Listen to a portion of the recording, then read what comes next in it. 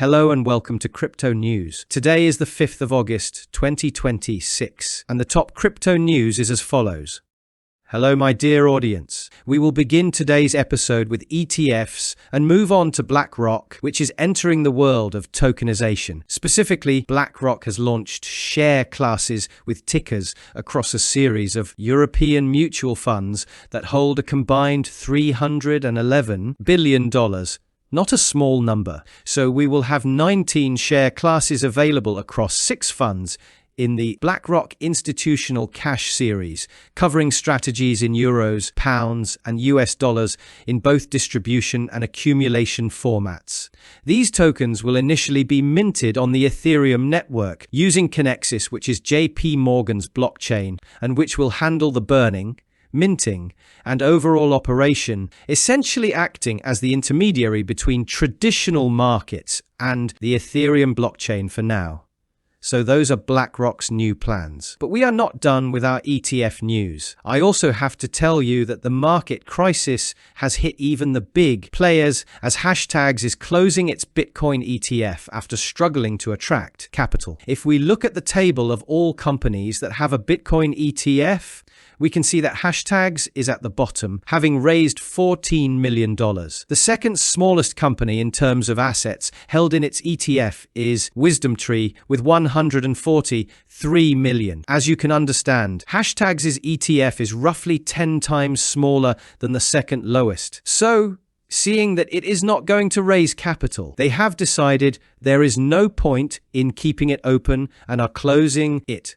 Moving on from ETFs, it is time to talk about a bank, specifically the largest bank in Italy, which is buying a lot of Ethereum and selling Bitcoin, all through ETFs. We are talking about Intesa Sanpaolo, Italy's largest banking group, which tripled its position in an Ethereum ETF and reduced its exposure to a Bitcoin ETF in the second quarter. The bank reports holding 349,600 shares of the ISR staking Ethereum Trust ETF, valued at several $1 million as of July 30th, according to its filing on Friday with the US Securities and Exchange Commission. This amount was up from 116,200 shares, valued at approximately $3.15 million at the end of March. So we are talking about roughly a tripling of the position.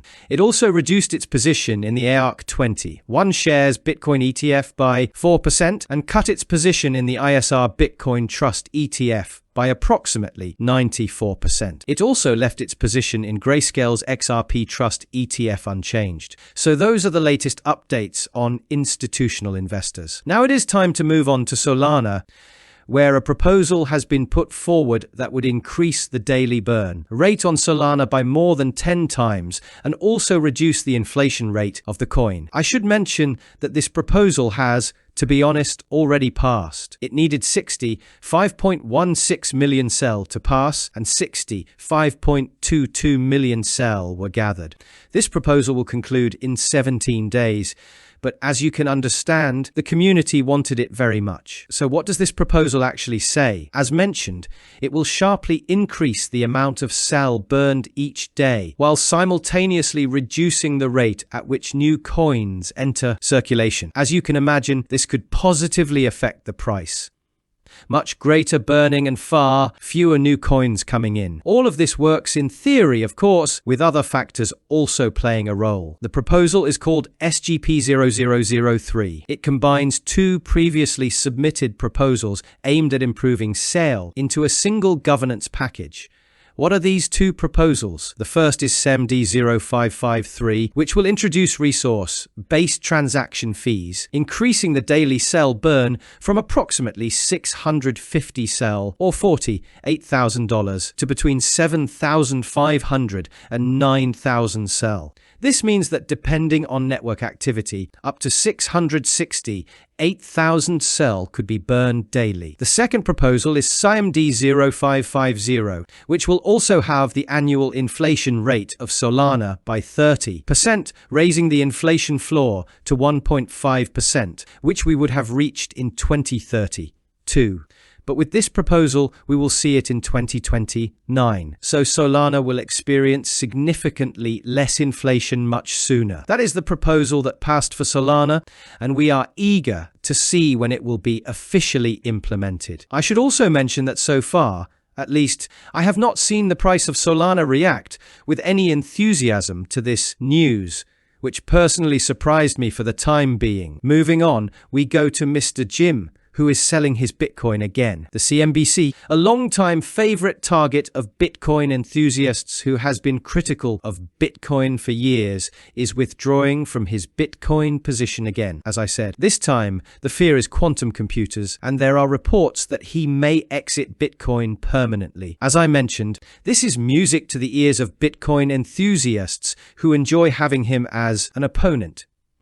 I will include the specific clip in the description for you, but it is not really a big deal. I simply saw a guy who heard something about quantum computers, got scared, and sold his Bitcoin. I am sure he understands neither how quantum computers work nor how Bitcoin works. Continuing, we return once again to the Coldcard incident, which we have mentioned many times on the channel, but remains extremely important. We know that at least 15 attacks have exploited this specific vulnerability. The amount lost so far is estimated at $130 million, and it has reached the point where even Ledger stated that the Coldcard incident shows that Bitcoin wallet security needs to adapt to artificial intelligence, meaning that code should be reviewed with the help of AI to reduce vulnerabilities. And as far as I have read, the Coldcard issue itself was identified with the help of AI. This, I must say, is something I had been pointing to,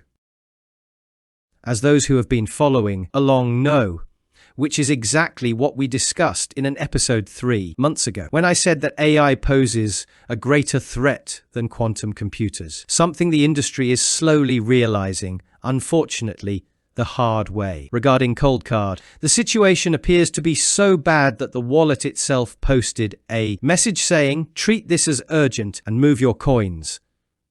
Out of their wallet, of course. But people did not wait for Coldcard to tell them that. Already, OKEx, one of the largest exchanges in the crypto market, reports that the Coldcard hack has caused record inflows to centralized exchanges.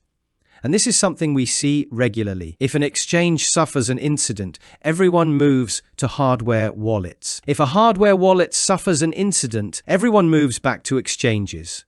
The same cycle, over and over again. But we are not done with AI news, as there is another bridge affected by artificial intelligence. This time we are talking about Boltz, which is suspending its Bitcoin exchange services indefinitely, stating that increased AI-assisted attacks have made it unable to continue operating safely. We do not know when or if this particular bridge will resume operations. And now, it is time to look at our beloved crypto market, with Bitcoin standing at $64,000 amid news that the Strait of Hormuz may reopen, as the United States and Iran are approaching yet another temporary agreement, once again mediated by Oman.